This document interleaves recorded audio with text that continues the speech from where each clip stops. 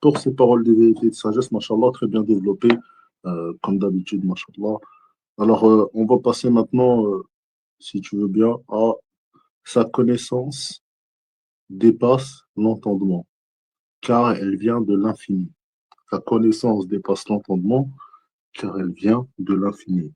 Et là, ça me ramène à ce verset où Allah il dit, Allah, il donne sa science à qui il veut parmi ses serviteurs. Et Allah, qu'est-ce que tu peux nous en dire, mon frère KBD?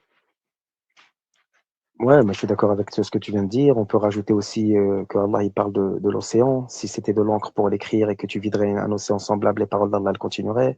Et tout ça, c'est un rapport avec la proximité du Mahdi avec Allah. Sa proximité, elle fait que le Mahdi, alayhi salam, on sait qu'il aura l'ilham, l'inspiration. On sait qu'il a une personnalité qui est très mystérieuse et qui est très hypersensible. Ça veut dire qu'il a une réflexion qui est forte. Il a en fait une capacité de réflexion, de méditation, que quand il rentre dedans, lui-même ne se rend même pas compte qu'il est en train de recevoir l'inspiration du Créateur. Pour lui, il est juste en train de réfléchir. Pourquoi? Parce que sa spiritualité, elle est tellement sensible, elle est tellement profonde que Allah, là, et ça fait partie des choses qu'on a dit tout à l'heure qui sont très importantes, que Allah le voile et le protège par cette humilité. L'humilité, on la retrouve dans ça.